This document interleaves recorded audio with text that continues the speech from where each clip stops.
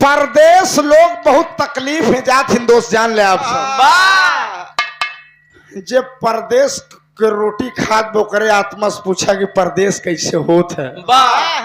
देहात भूल जात है भाई।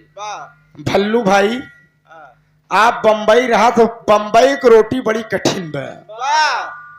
कोनो दुल्हनी के मर्द बाबूजी 7 समंदर पार सऊदिया चला गया, पिज्जा उजा बनवाए सऊदिया चला गया, 6 महीना फोन नहीं करे। दुल्हनिया देखे कहे सरे बाप रे बाप हमरे उनका गए 6 महीना हो गए कभी फोन नहीं करे।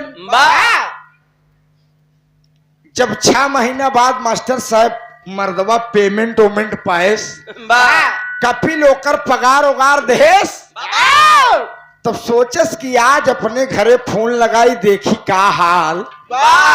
बाबूजी मर्दवा जब फोन लगाए तो भगवान कैसी माया होकर दुल्हनिये फोनवा रिसीव करे। कहन हेलो, कहन हम तोहरे वो बोलत है। कहन रे बाप रे बाप धोखा गए 6 महीने हो गए हमार आखी झुराई गई।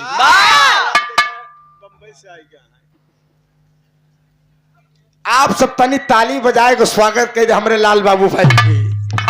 बड़ा प्यार है, बड़ा स्नेह है मेरे दोस्त, एकदम घर जैसा स्नेह हम कलाकारों को मिलता है। आप हमारे हृदय के गार्जियन और घरैया मलिकार साहब बड़े भाई लाल बाबू पाल जी की ओर से सुंदर पुष्पहार 100 रुपए का पुरस्कार। माता जी की आत्मा को स्वर्ग में उच्च स्थान प्राप्त हो, परिवार में खुशहाली रहे, भंडार भरा रहे और माता जी स्वर्ग से इस परिवार के बगीचों को आप सींचती रहे। एक बात जान ल, बाढ़े पूत पिता के धर में खेती उपजे अपने कर में। महतारी बाप के आशीर्वाद जौने बिटिया और बेटवा के ऊपर रहा दोस्त ऊ घर सदैव तरक्की पर रहा था। अब बेटवा अपन मेहरारू लेके अलग बा, अम्मा बाबू खटिया दलानी में कह देस कि बरबरात पड़ा रहा है। तो मेरे दोस्त तू घरे में तरक्की संभव नहीं बा। मर्दवा जब फोन करे सऊदी से तो दुल्हनिया कहा ढेर दिन बात कराई बतावा कुछ मोटाना उठाना कि नहीं। पंचो दुल्हनिया के बतिया सुन के मर्दवा कहा देख हम दुबई सऊदी में है, हिया हरी सब्जी बड़ी महंग बा। जब फिर हाल जैसे हम ठीक ठाक ही तो दुल्हनिया कहा तनी वीडियो कॉल लगौते देखी तो मेरे दोस्त जमाना इतना आगे निकल गया मास्टर साहब के सुरंग में रहे तब वो वीडियो कॉलिंग बात हो सकत है। तब लड़कवा कहे देख वीडियो कॉलिंग लगावे के समय हमारे पास नहीं बा, हमार सेठ बहुत हरामी है, अगर फोन कर देख जाए तो हमार पगार काट ले।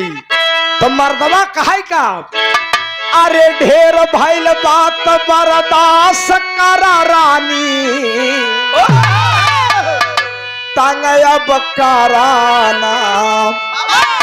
अरे देख जही बोस खिसिया जही सोना, अरे फोन अब धराना।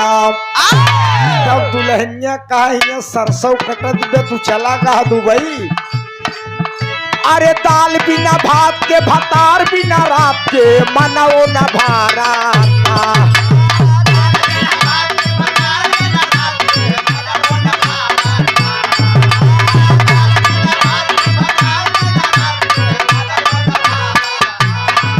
अरे दाल बिना भात के भतार बिना रात के मनो न भारा था। पलमुआ करा न वीडियो का, सजनवा करा न वीडियो का, दिखाई के मान करा था सजनवा।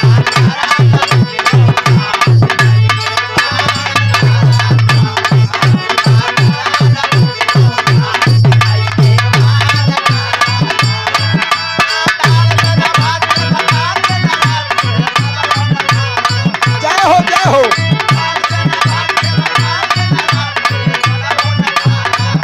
सजनवा करा न वीडियो का, पलमुआ करा न वीडियो का, दिखाई के मान करा था।